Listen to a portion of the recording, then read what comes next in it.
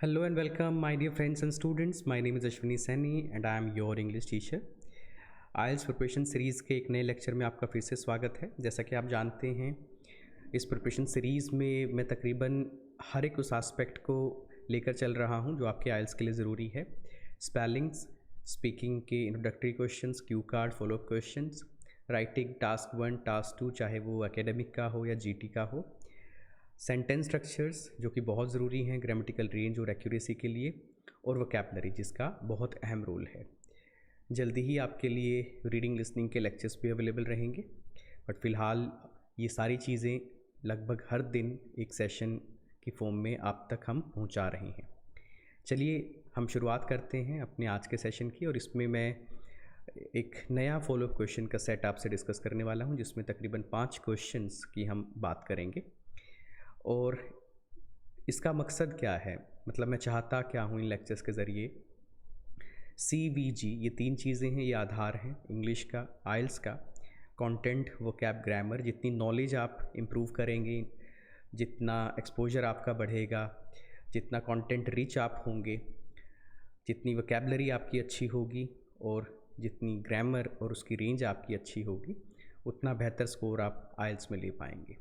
और उसके लिए ज़रूरी है इनपुट, कि आपको एक्सपर्ट्स की इनपुट मिले, एक्सपर्ट के लिखे हुए आप राइटिंग्स पढ़ें, एक्सपर्ट के बनाए हुए आप स्पीकिंग के आंसर्स की इनपुट लें और वहाँ से चीज़ें निकालें, CVG निकालें, उसे सेम वे में प्रैक्टिस करने की कोशिश करें, इमिटेट करें, इमुलेट करें। और अगर आप ऐसा लगातार करते रहेंगे, डिसिप्लिन से, अनुशासन से करते रहेंगे, तो डेफिनेटली ये CVG जो एक्सपर्ट के पास है, ये धीरे धीरे करके आपके पास भी आ जाएगा। चलिए शुरू करते हैं हमारा आज का सेशन। स्क्रीन पर आप देखें,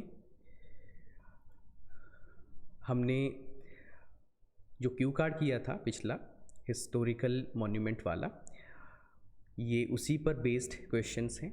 आपको पता होना चाहिए कि जो इंटरव्यू में आपसे क्यू कार्ड पूछा जाएगा, क्यू कार्ड से जुड़े हुए ही फॉलो क्वेश्चन होते हैं। वो अलग बात है कि 1-2 क्वेश्चन उससे अलग भी हो सकते हैं, जैसे आप क्वेश्चंस के जवाब दोगे तो उनमें से सब क्वेश्चंस निकल सकते हैं।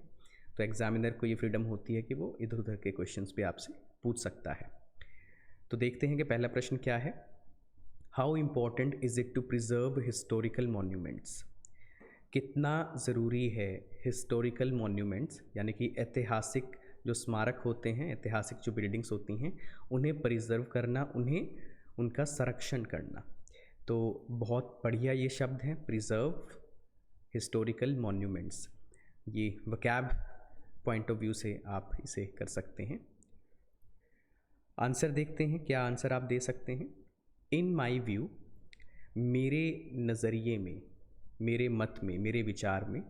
इसके लिए आप कई सारे दूसरे वर्जन भी यूज़ कर सकते हैं। In my perspective, according to me, in my view point, तो ये सभी आप यूज़ कर सकते हैं। It is highly important to protect old buildings. ये जो स्ट्रक्चर मैं यहाँ यूज़ कर रहा हूँ, इट इज़ हाईली इम्पॉर्टेंट। आपने ऐसे स्ट्रक्चर, सेंटेंस स्ट्रक्चर वाली जो मैंने सीरीज़ ली थी ग्रामर क्रैश कोर्स की, उसमें भी आपने देखे होंगे, और जो अभी अंकुश सर सीरीज़ ले रहे हैं ग्रामेटिकल स्ट्रक्चर्स की, उसमें भी ये स्ट्रक्चर आएंगे। ये काफ़ी इंपॉर्टेंट स्ट्रक्चर हैं, इनसे ग्रामेटिकल रेंज आती है आपकी राइटिंग, आपकी स्पीकिंग में, और वो स्कोर के लिए बहुत ज़रूरी है। It is highly important to protect old building, ये बहुत ज़रूरी है कि ओल्ड बिल्डिंग्स को प्रोटेक्ट किया जाए, उनकी सुरक्षा की जाए, सच एज़, और वो ओल्ड बिल्डिंग कैसी हैं, such as Taj Mahal, Qutub Minar and red fort. तो यहाँ पे मैंने 3 ऐसी इमारतों का नाम लिया है, स्मारकों का नाम लिया है जो इंडिया की जान है, शान है। Taj Mahal, Qutub Minar, Red Fort. और क्यों करना है ऐसा? Because they symbolize the rich history of the nation. They symbolize का मतलब होता है प्रतीक होना, यानी कि वो इस नेशन की, हमारे भारत देश की रिच हिस्ट्री का प्रतीक हैं, कि यहाँ का इतिहास कितना रिच रहा है। रिच उस सेंस में नहीं, अमीर की सेंस में नहीं, कितना वो अपने आप में फुलफिलिंग था, बताने लायक, या कितना अच्छा इतिहास रहा है इंडिया का। एंड और cultivate the sense of pride in youngsters. अब युवाओं को जब हम अपने देश के इतिहास के बारे में बताएंगे, तो उससे जुड़ी हुई इमारतें अगर साथ में होंगी, हम जब वहाँ उन्हें लेकर जाएंगे, तो उनके अंदर हम प्राइड की सेंस को, प्राइड यानी कि गौरव की सेंस या समझ को कल्टीवेट कर सकते हैं। कल्टीवेट एक फार्मिंग से जुड़ा हुआ शब्द है। कल्टीवेट एक तरह से जोतना और किसी चीज़ को नर्चर करना, कल्टीवेट। तो युवाओं में हम गौरव की सेंस को या गौरव की फीलिंग को जोत सकते हैं या कल्टीवेट कर सकते हैं, और उसके लिए ज़रूरी है कि हमारी ऐसी इमारतें बनी रहें, सुरक्षित रहें। इवन यहाँ तक कि these places attract millions of tourists which improve both the economy and the image of the country eight an international level. और इसमें जो मैं दूसरा अपना पॉइंट दे रहा हूँ, यहाँ तक कि दीज प्लेसेस अट्रैक्ट, ये जो जगहें होती हैं ताजमहल, कुतुब मीनार, रेड फोर्ट जैसी, अट्रैक्ट वो आकर्षित करती है, खींचती हैं मिलियंस ऑफ टूरिस्ट्स, करोड़ों पर्यटकों को जो देखने आते हैं इनको, विच इम्प्रूव, जो इम्प्रूव करता है, यानी कि उनके आने से क्या इम्प्रूव होती है, which improves both the economy and the image of the country at international level. Economy फ़ायदा मिलता है जब बाहर से पर्यटक आते हैं, वो यहाँ के होटल्स में रहते हैं, यहाँ की चीज़ें खरीदते हैं, यहाँ घूमते फिरते हैं, तो खर्च करते हैं और यहाँ लोगों को रोज़गार मिलता है और टैक्स की फॉर्म में सरकार के पास पैसा जाता है, तो इकोनॉमी को फ़ायदा मिलता है उससे, और उससे इंटरनेशनल लेवल पे देश की छवि बेहतर होती है। जब ये लोग बाहर जाएंगे और बताएंगे इन इमारतों के बारे में अपने फ्रेंड्स को, तो उनको पता लगता है कि भाई इंडिया में ताजमहल है या इंडिया में रेड फोर्ट करके कोई जगह है, तो अंतर्राष्ट्रीय स्तर पर देश की छवि भी बेहतर होती है। So this is the answer you can give. आप इसमें से वोकैब, कंटेंट, ग्रामर, ये तीनों चीज़ें निकाल सकते हैं, और कोशिश करें इसी तरह से अपना आंसर प्रिपेयर करने की। वर्ड टू वर्ड मत करें, लेकिन आइडिया को आप यूज़ करके और शब्द आप यूज़ कर सकते हैं, उसे बोलने की प्रैक्टिस करें। नेक्स्ट क्वेश्चन देखिए, is government making any special efforts to preserve these sites? क्या सरकार कोई खास प्रयास कर रही है, खास चीज़ें कर रही है टू प्रिजर्व दीज साइट्स, इन साइट्स को, यानी कि ये जो जगहें हैं इनको संरक्षित करने के लिए? तो ये आपको अपना व्यू पॉइंट यहाँ बताना है। मैंने पहले भी कहा है कि इनका कोई सही और गलत जवाब नहीं होता। हाँ, एक चीज़ मैटर करती है कि आपके पास कुछ ना कुछ बोलने के लिए होना चाहिए, आपके पास इतनी नॉलेज होनी चाहिए या इतनी समझ होनी चाहिए कि आप अपना नज़रिया बता सकें, अपनी बात रख सकें। वो सही गलत मैटर नहीं करता, लेकिन कुछ ना कुछ तो आपको बोलना है, और वो जो भी आप बोलेंगे उनका काम है उसके अंदर की इंग्लिश को जज करना और आपको बैंड स्कोर देना। तो वो आपके आंसर की गुणवत्ता को इंग्लिश के पैरामीटर्स पे जांचते हैं, ना कि आपका जवाब आपने क्या दिया, उस चीज़ से मैटर नहीं मतलब उनको है। Yes, government consistently try to protect places of historical significance. हाँ, सरकार निरंतर, कंसिस्टेंटली यानी कि लगातार, निरंतर, ट्राई टू प्रोटेक्ट, सुरक्षित रखने की कोशिश करती है या बचाव करने की कोशिश करती है। किसका? प्लेसेस ऑफ हिस्टोरिकल सिग्निफिकेंस, उन जगहों का जिनकी ऐतिहासिक महत्वता है, जिनका इतिहास बहुत सिग्निफिकेंट है।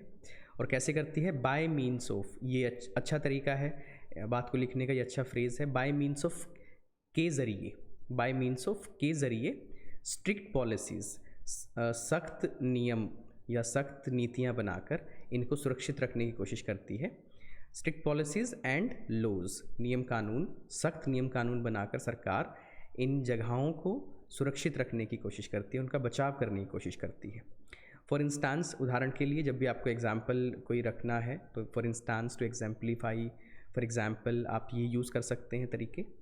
Only electric vehicles are allowed to enter in the vicinity of Taj Mahal. अब ये सही में एक नियम है कि ताजमहल की जो विसिनिटी है, विसिनिटी का मतलब होता है आसपास का एरिया, राइट।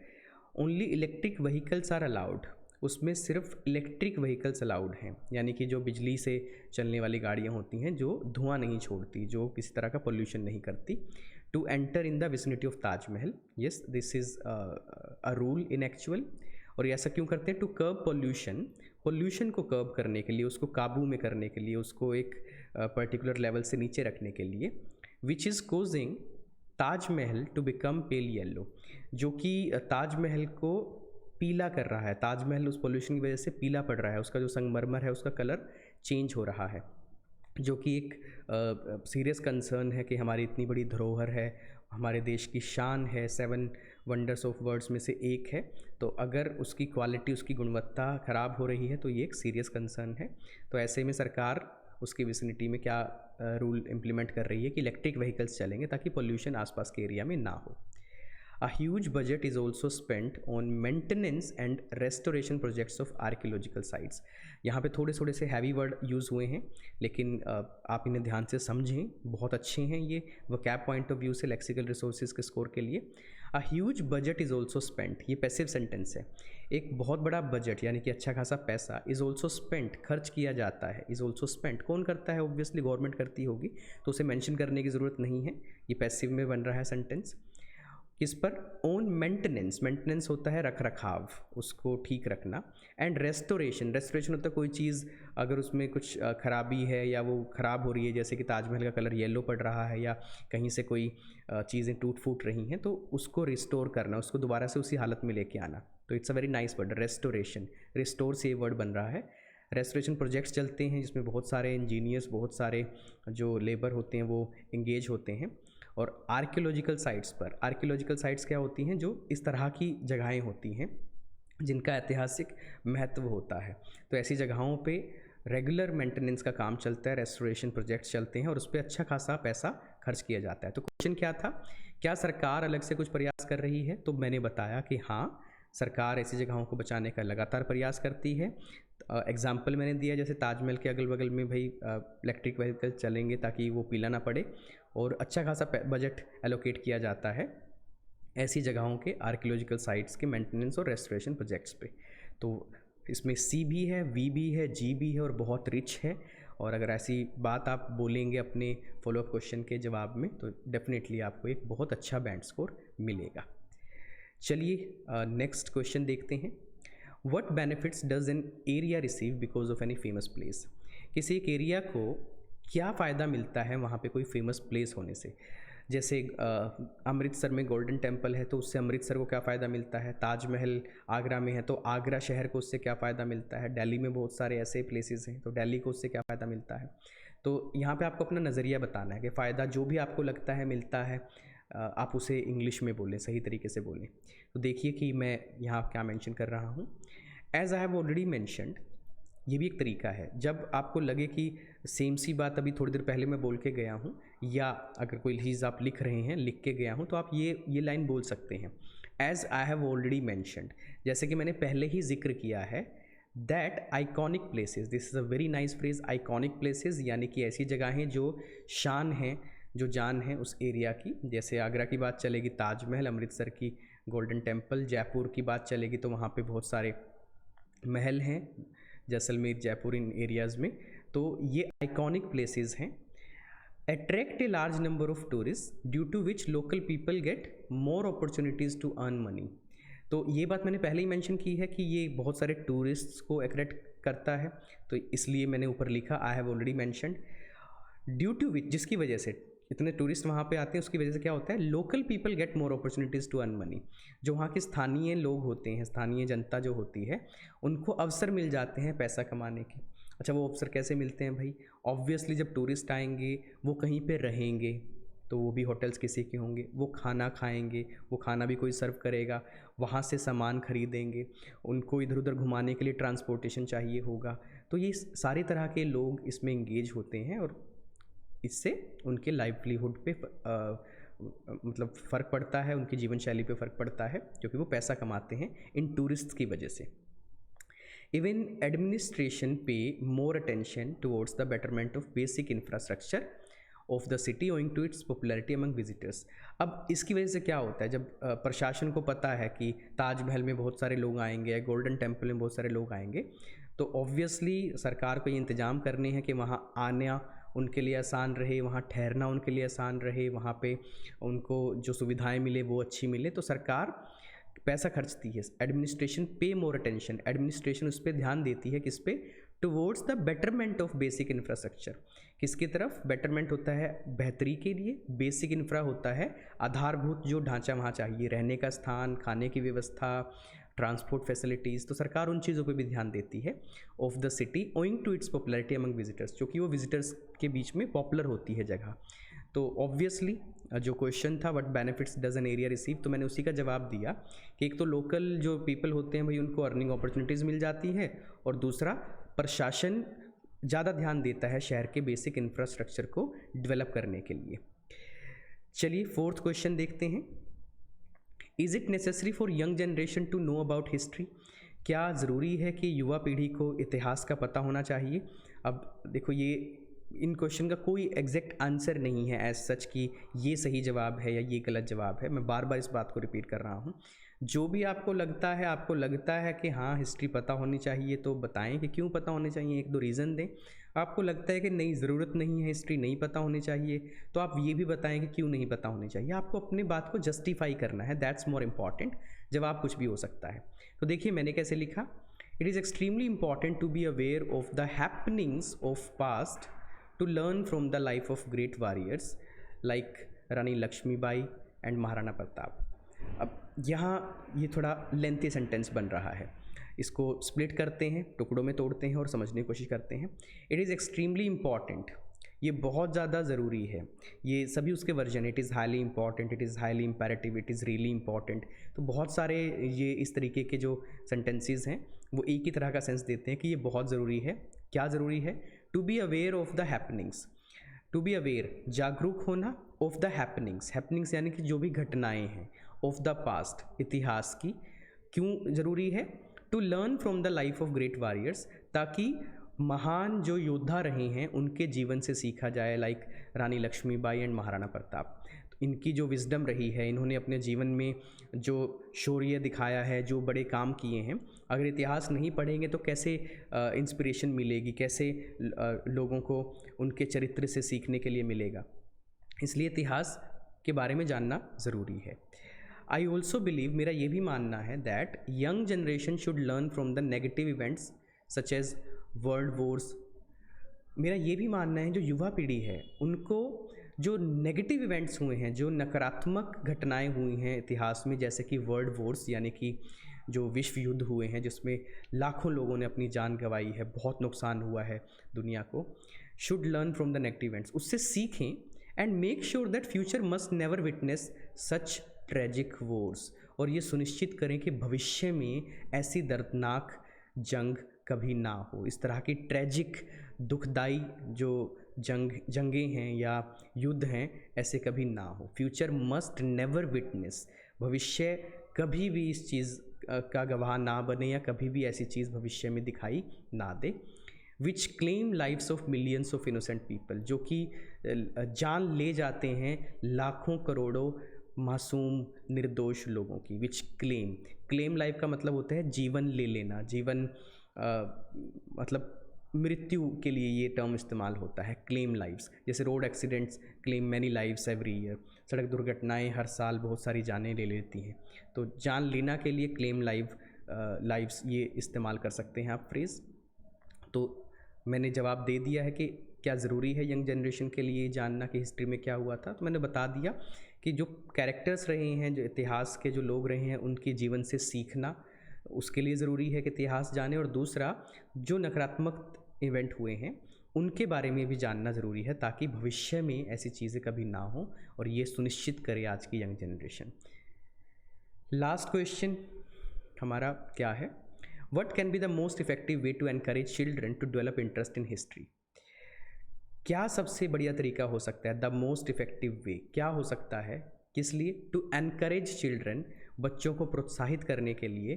किस चीज़ के लिए प्रोत्साहित करना है? To develop interest in history, कि उनका इतिहास में इंटरेस्ट डेवलप हो, उनकी इतिहास में रुचि विकसित हो। अब यहाँ पे भी आप अपने माइंडसेट से देखें कि क्या आप बोल सकते हैं और उसमें क्या इंग्लिश आप यूज़ करेंगे। मेरा जवाब देखिए, आई थिंक दैट, मैं सोचता हूँ कि documentaries and movies can play a significant role. Documentaries आप देखते होंगे, हिस्ट्री टीवी, नेशनल ज्योग्राफिक और जो आपका डिस्कवरी चैनल है उसके ऊपर डॉक्यूमेंट्रीज़ आती हैं, यानी कि जो पास्ट इवेंट्स हैं या जो भी घटनाएं हुई हैं उसके ऊपर एक छोटी कहानी बना लेते हैं, 1 घंटे की, 2 घंटे की, या पूरी सीरीज़ बना लेते हैं। तो ऐसी कोई डॉक्यूमेंट्रीज़ और मूवीज़ के ज़रिए, जैसे आपने देखा होगा भगत सिंह के ऊपर मूवी बनती है, महाराणा प्रताप के ऊपर, लक्ष्मीबाई के ऊपर, जितने भी इतिहास में ऐसी घटनाएं, वर्ल्ड वॉर के ऊपर बहुत सारी मूवीज़ हैं। इंडिया में पार्टीशन हुआ था, बड़ी दुखद घटना थी, उस पर बहुत सारी मूवीज़ हैं। Movies can play significant role in developing the curiosity about the history in children, ताकि बच्चों में इतिहास को लेकर जिज्ञासा विकसित हो सके। क्यूरियोसिटी ये वर्ड हमने वोकैब में किया है, क्यूरियोसिटी, जिज्ञासा about the history in children. कई बार कोई फिल्म देख के हमारी रुचि विकसित हो जाती है कि अच्छा ऐसा हुआ था, और भी जानने का मन करता है। तो मेरा कंसर्न ये है इस लाइन को लिखने का। They do not enjoy reading as much as they love watching films and animated programmes. अब ये बिल्कुल सही है बात। एक बच्चा शायद एक किताब से नहीं पढ़ना चाहेगा कि महाराणा प्रताप ने अपने जीवन में क्या किया है, रानी लक्ष्मीबाई का जीवन कैसा रहा। बुक पढ़ना बच्चे को कंपैरेटिवली बोरिंग लगता है, लेकिन अगर उसी पे 1-2 घंटे की 3 घंटे की मूवी बच्चा देखे या कोई एनिमेशन प्रोग्राम देखे तो डेफिनेटली वो उसे ज़्यादा इन्जॉय करेगा। तो इसी बात को मैंने यहाँ लिखा है, they do not enjoy reading as much as they love watching films and animated programme. जितना वो पसंद करते हैं फिल्में देखना या एनिमेटेड प्रोग्राम्स देखना। सो इसलिए it would be a good idea to provide them more audio visual inputs based on the events of past. और सही आइडिया क्या होगा कि उनको ऑडियो विजुअल इनपुट्स प्रोवाइड किए जाएं पास्ट के जो इवेंट्स हैं उनको लेकर, यानी कि पास्ट के जो भी इवेंट्स हैं उसे ऑडियो वीडियो में, डॉक्यूमेंट्रीज़ में, मूवीज़ में, शॉर्ट स्टोरीज़ में कन्वर्ट करके ऐसी चीज़ें अगर बच्चों को दिखाई जाएं तो ये ज़्यादा बेहतर आइडिया होगा। तो क्वेश्चन क्या था, what can be the most effective वे। तो मैंने यहाँ बता दिया भाई, डॉक्यूमेंट्रीज़, मूवीज़ और ऑडियो विजुअल इनपुट के ज़रिए अगर जो पास्ट के इवेंट्स बच्चों के सामने लेकर आएंगे तो उसमें उनका इंटरेस्ट ज़्यादा बनेगा और उनको सीखने को भी ज़्यादा मिलेगा। So that's how we answer these questions. Knowledge होना बहुत ज़रूरी है, ओवरनाइट नॉलेज डेवलप नहीं होगी। धीरे धीरे करके इस तरह के क्वेश्चन आंसर्स आप देखते रहें, मेरे लेक्चर्स देखें आप, और बहुत सारे टीचर्स यूट्यूब पे काम करते हैं उनके लेक्चर्स देखते रहें, तो धीरे धीरे करके ये सब कुछ होगा, एकदम से बिल्कुल नहीं होगा। एक बार वोकैबुलरी पे नज़र डालते हैं, जो भी इसमें अच्छे अच्छे शब्द यूज़ हुए। प्रिजर्व, बचाव करना, संरक्षण करना। कल्टीवेट, पैदा करना किसी चीज़ को, किसी चीज़ को जोतना, किसी चीज़ को नर्चर करना। विसिनिटी, आसपास का क्षेत्र। मेंटेनेंस, रख रखाव किसी चीज़ का। आइकॉनिक प्लेसेस, प्रमुख जगहें जो किसी एरिया में होती हैं। ग्रेट वॉरियर्स, महान योद्धा। इनोसेंट पीपल, मासूम लोग, निर्दोष लोग जिनका कोई कसूर नहीं होता। इवेंट्स, समारोह या घटनाएँ, यहाँ पे घटना शब्द ज़्यादा बेटर होगा। हिस्टोरिकल मॉन्यूमेंट्स, ऐतिहासिक स्मारक। कंसिस्टेंटली, निरंतर तौर पर, लगातार। कर्व, कम करना, कंट्रोल करना, काबू में करना किसी चीज़ को। रेस्टोरेशन, दोबारा पहले जैसा करना, उसको उसी अवस्था में लेके आना। अवेयर, जागरूक करना या जागरूक होना किसी का, ये एडजेक्टिव है। ट्रेजिक, दर्दनाक, ट्रेजिक इवेंट्स जो हुए हैं पास्ट में। क्यूरियोसिटी, उत्सुकता, जिज्ञासा, जानने की इच्छा। तो ये सभी वर्ड्स यूज़ हुए हैं। So that's it in this video. आप प्रैक्टिस ज़रूर करें। आपने हमारा CVG तो ले लिया, लेकिन जब तक आप इसे अपने जवाब में देने की कोशिश नहीं करेंगे, अपना आंसर रिकॉर्ड कीजिए, उसे देखिए कि उसमें आपने ये CVG ठीक से यूज़ किए हैं, नहीं किए हैं, फ्लुएंसी में आप बोले हो या नहीं बोले हो। और जब तक वो फ्लुएंसी ना आ जाए, वो कंफर्ट लेवल ना आ जाए, आप लगातार मेहनत करते रहिए। जो भी स्टूडेंट्स आज नए कनेक्ट हुए हैं हमारे साथ, जो पहली बार ये वीडियो देख रहे हैं, ये एक सीरीज़ में चल रहे हैं सभी वीडियोस। अगर आप बीच में से सीरीज़ में शुरू हुए हैं तो आप पीछे के सभी लेक्चर्स एक्सेस कर सकते हैं, वो सभी यूट्यूब पर अवेलेबल हैं। और एक सिस्टमैटिक वे में आप अपनी सभी चीज़ों का कलेक्शन कर सकते हैं, चाहे स्पेलिंग्स हों, वोकैबुलरी हो, सेंटेंस स्ट्रक्चर हो, एसे टाइप हो, या टास्क 1 की रिपोर्ट्स हों या लेटर्स हों, सभी आप एक सिस्टमैटिक वे में जैसे क्लासरूम में अपने कर सकते हैं, इन हमारे यूट्यूब के चैनल से, हमारी इस प्रिपरेशन सीरीज़ से भी आप कर सकते हैं। Stay connected, keep liking our videos, stay connected, हमारे साथ इसी तरह से जुड़े रहें। Okay, that's it in this video. Wait for the next session, we will be live soon.